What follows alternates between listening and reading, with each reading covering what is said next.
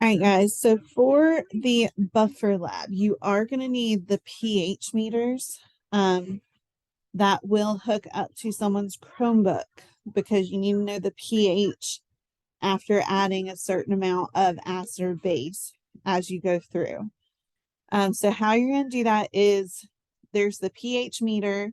It hooks into a connector, which has a USB that hooks into your Chromebook. In Google, you're going to add the Vernier, VER, in IER. It's the Vernier Graphical Analysis. And it is actually an extension for Google Chrome. Actually, let me Vernier Graphical Analysis extension.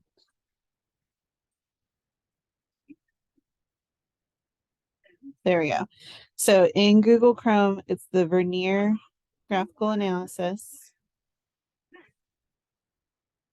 It'll have you enable or launch the app. This will add it to your Chromebook.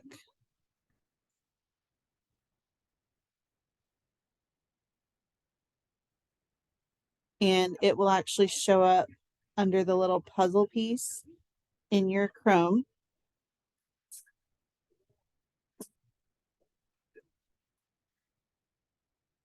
All right, and because I'm on my computer, it's going to make me download it, which I already have. So whenever you open this up is your Chrome extension. I'm going to try to walk you through the best I can without having it hooked up. It'll come up to this screen and you're going to be using sensor data collection. So you will click that and it's probably going to tell me I have nothing connected. Yours should show that you have a pH probe connected. And then whenever it connects, it brings you to this blank screen. You're going to do a couple of things to have it set up. So down here in the bottom corner where it says mode time-based, you're going to click on that. We do not want it to collect data over time. We want to pinpoint when it collects data. So we are going to change it to event-based. And our event name is going to be milliliters added.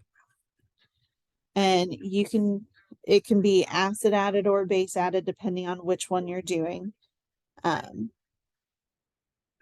this is going to be in milliliters. That's going to be done. So you can have it record. You also want to make sure that it is calibrated. It won't let me do it because I don't have one set up. But your little sensor down the bottom right, you can click on it and calibrate it to whatever pH we have. You don't have to calibrate it, but your numbers may be slightly off overall.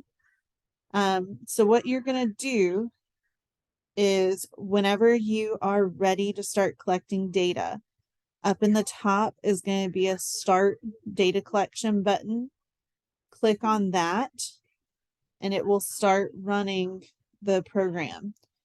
So you'll want your data of what is the pH before you add any acid or base for your buffer. Then it tells you to collect data after adding 1 milliliter. So you will click on collect. It'll ask you for what volume has been added. You'll put 1 milliliter and it will give you the pH reading. The pH reading will also show up in this bottom right corner. So you'll be able to see the pH change.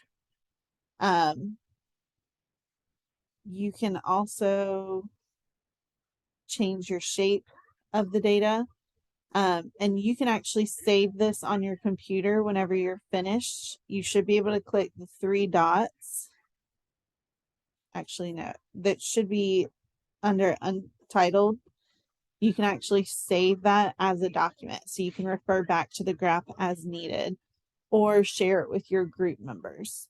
We will be using these pH probes again later this unit whenever we do titrations. One thing with the pH probes, there is a bulb at the bottom. You want to make sure not to hit that bulb on anything. If the bulb breaks or cracks, it will not read the pH.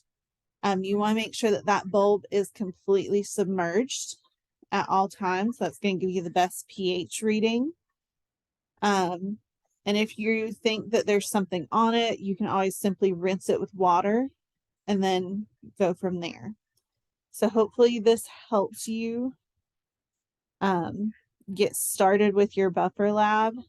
You want to try to collect as much data as you can today and then finish collecting data on Monday.